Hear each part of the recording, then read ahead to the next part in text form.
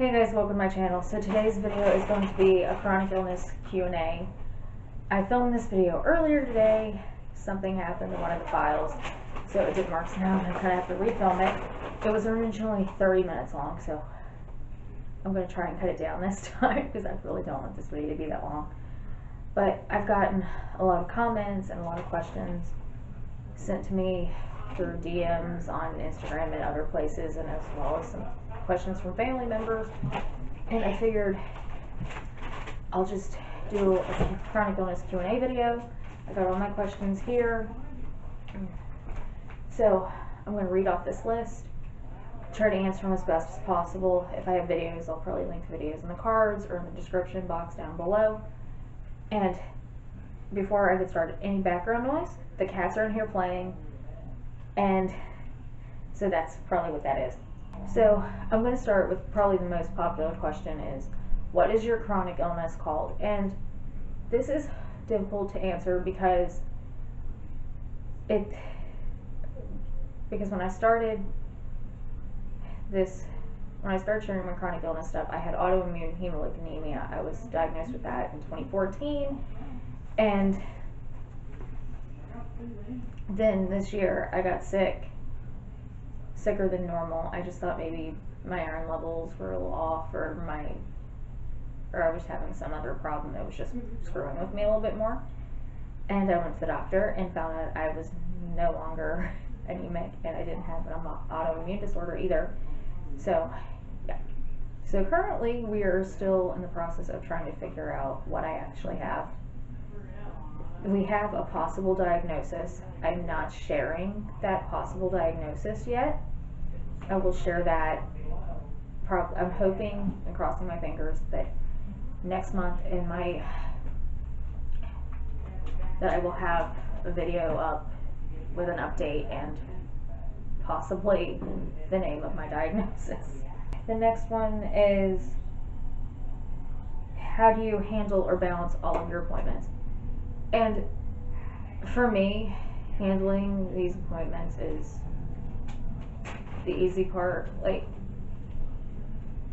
for me, balancing is I do 1 to 2 appointments a week, unless I absolutely have to do more. I try to get, if I can do multiple tests in one day at one hospital, I try to do that. And that way I don't have to go out more than I have to, and that way I don't have to stress more than I have to, and I don't have to stress, because basically I just try not to stress myself out. And for other things, it's basically I try to schedule my appointments.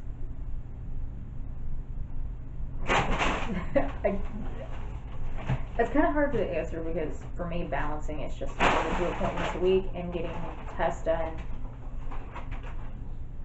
at the same time if I can. The next question is, do you like going to the doctor? And I'm going to answer that with a question and ask, does anybody like going to the doctor? No, I don't necessarily like going to the doctor, but for me, if it makes me better, if it gets me back to work, if I'm able to get back to normal before I was really this sick, I'm willing to go to the doctor. Okay, so the next question is, how do you deal with people who don't believe you? Simply put, I ignore them as best as possible. With anything, you're going to have people who don't believe you. You're going to have people who give you crap here, and that's with anything. And for me, with a chronic illness, I have enough problems already. I am not going to stress about somebody who doesn't believe me. So I let it go, and I don't let them bother me.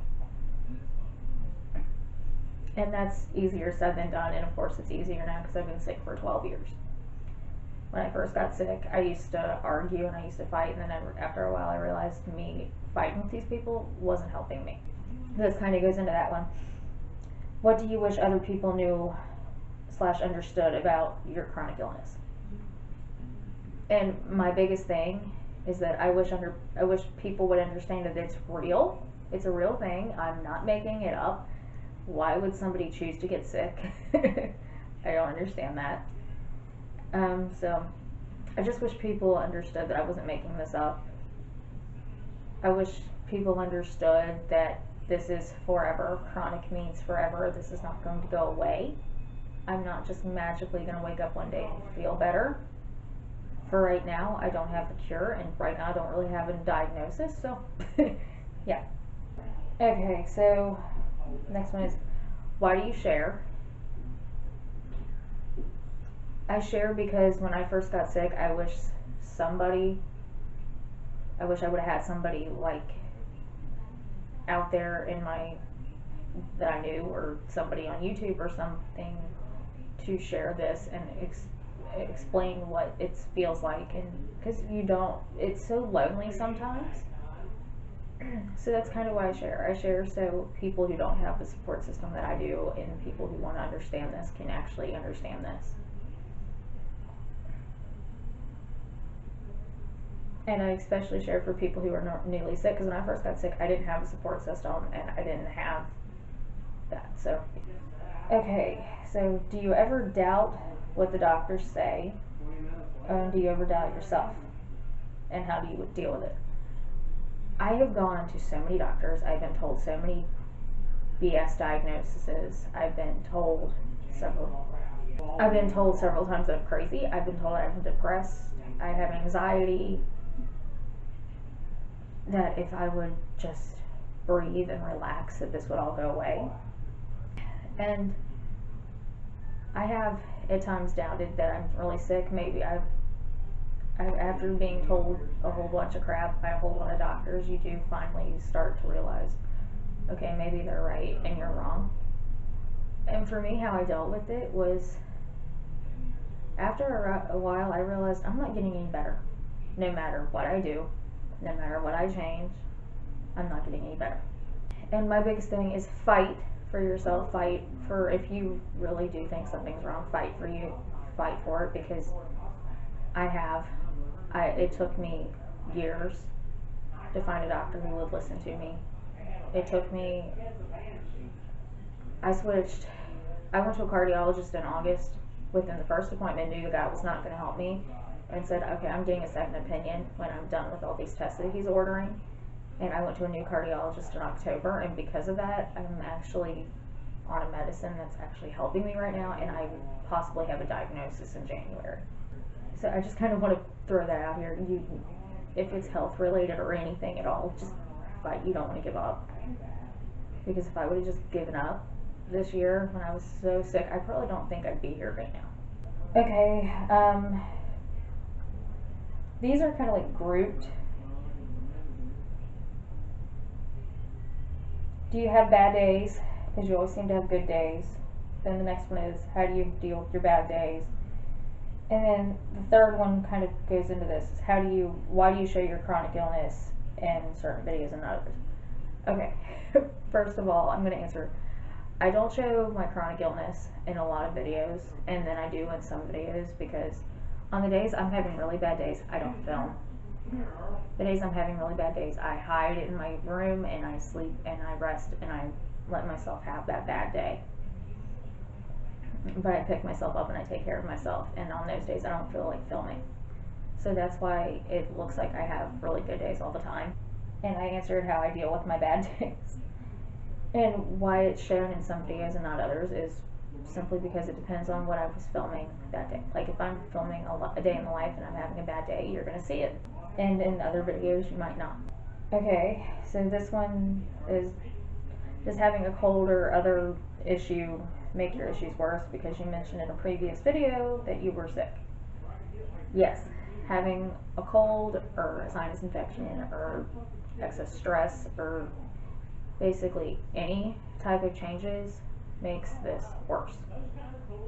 It's just part of it. I'm fighting a cold right now and I have not felt normal in, I don't know, like 2 weeks. But before that, I was having a really good week, and I was having a really good time, and I was feeling a little bit better, and yeah. But before that, I had a sinus infection, and I was sick. And it's just kind of how it works. And excess stress can make this worse, and if I overdo it at the gym, it makes it worse. Yes. Okay, what have your doctors recommended you do to take care of yourself? currently my doctors have recommended that I make sure I get my water intake. I take my medicine and my supplements, and I exercise, and I listen to my body. That's what my doctors have recommended, and that I monitor myself. Okay, this one, how do I do my notes for doctor's appointments? I'm going to do a voiceover to answer this question and actually show you how I do it. It's just easier to do it that way. Okay, so for how I do notes for doctor's appointments, this is the first set of notes I write. I write my symptoms, I write my medications and my supplements, and then I write any questions. I write, and for the first appointment that I went to with this new doctor this year, I wrote out when everything started, how it started, what was going on when it started, and I kind of went from there.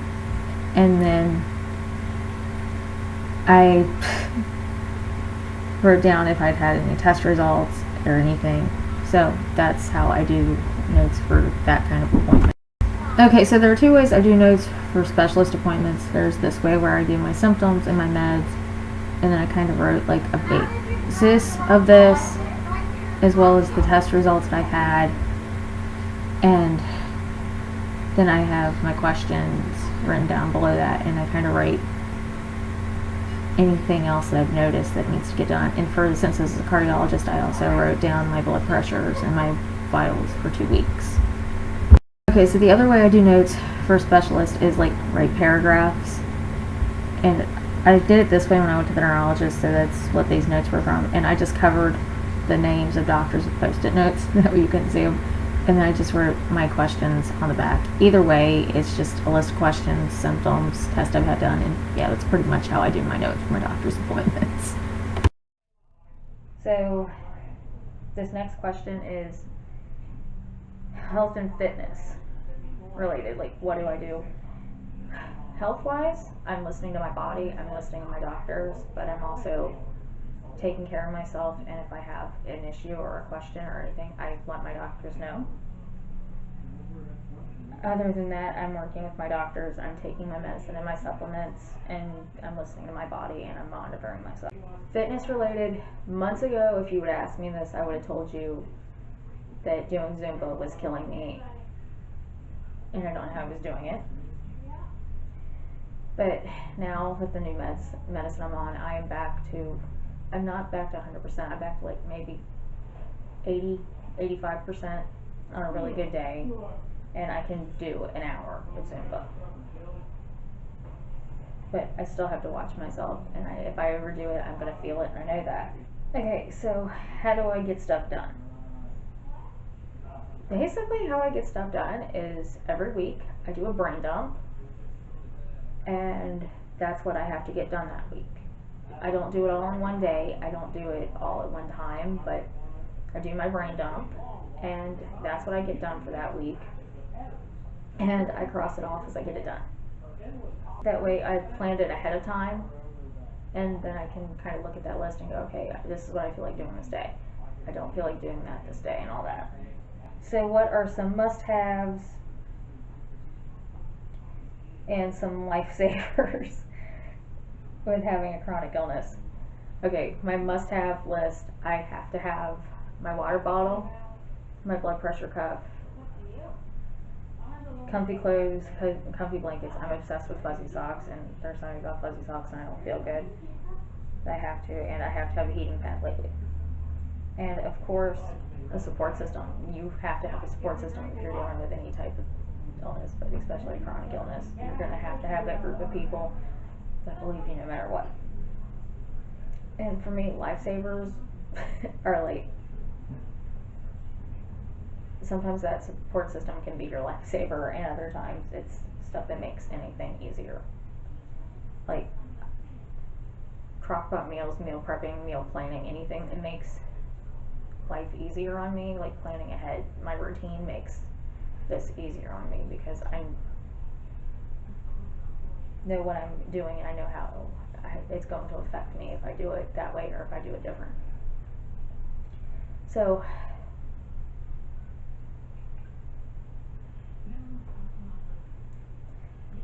that's it for this chronic illness Q&A. If you like this video, give it a thumbs up. If you didn't at the beginning of the video, hit the red subscribe button down below. And I will link some other videos in the cards or down in the description box. That way other questions can be answered. Of course, if you have more questions, leave them down in the comments. I'll answer them there. And other than that, thank you for watching, and I'll see you in my next video. Bye-bye.